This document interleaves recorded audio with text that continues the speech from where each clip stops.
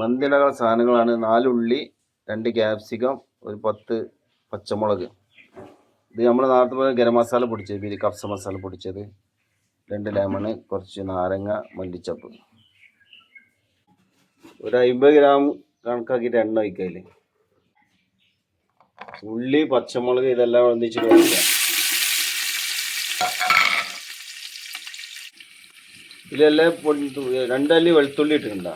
വെളുത്തുള്ളി ഇട്ട് വഴറ്റാൻ വെച്ചിട്ടുണ്ട്. ചട്നി ഉണ്ടാക്കാൻ വേണ്ടിയിട്ട്, മന്തിക്ക് ചട്നി ഉണ്ടാക്കാൻ വേണ്ടിയിട്ട് തക്കാളി വേവിക്കണത്. 2 സ്പൂണ് നമ്മൾ നേരത്തെ പൊടിച്ച കപ്സപ്പൊടിയാണിത്. 2.5 സ്പൂൺ ഇട്ടുണ്ട്. ഓക്കെ, എന്നിട്ട് ഇളക്കുക. 3 മാഗിൻ്റെ കട്ട, 3 മാഗി കട്ട ഇടുക.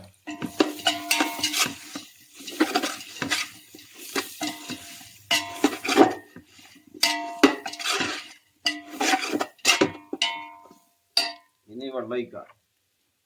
2 കപ്പ് വെള്ളം ഒഴിച്ചതിൽ 1 കപ്പിന് 2 കപ്പ് വെള്ളം വേണം. വെള്ളം ഒഴിച്ച് ഉപ്പിട്ട് പഞ്ചസാര ഇട്ട്, ഒരു നുള്ളു പഞ്ചസാര ഇട്ട് വെള്ളം വെട്ടി തളിച്ചിട്ട് അരി ഇടുക.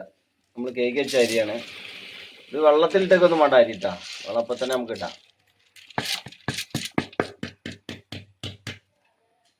അരി ഇട്ട് മല്ലിച്ചപ്പിട്ട് ഒന്ന് ഇളക്കിയതിന് ശേഷം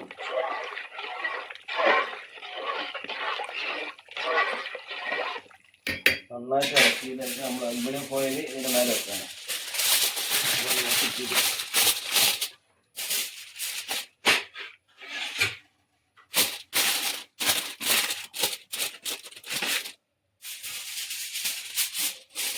4 അലുമിനിയം ഫോയിൽ ഇങ്ങനെ വെച്ചതിന് ശേഷം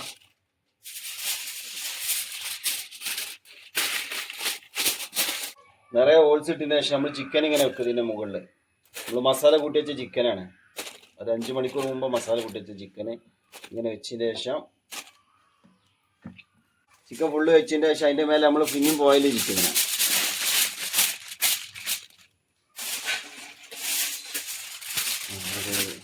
പത്ത് മിനിറ്റ് ദമ്മിൽ ഹൈ ഫ്ലെയിമിൽ 10 മിനിറ്റ് വെക്കുക. പിന്നെ 1 മണിക്കൂർ ശേഷം ഓപ്പൺ ആക്കുക. കറക്റ്റ് 1 മണിക്കൂർ.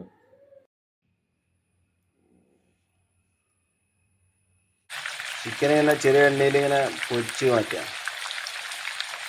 നമ്മളെ മന്തി റെഡി ആയിക്കുണ്ടാകും. നല്ല സൂപ്പർ മന്തി. ഇങ്ങനെ മയോണീസും നല്ല തക്കാളി ചമ്മന്തി.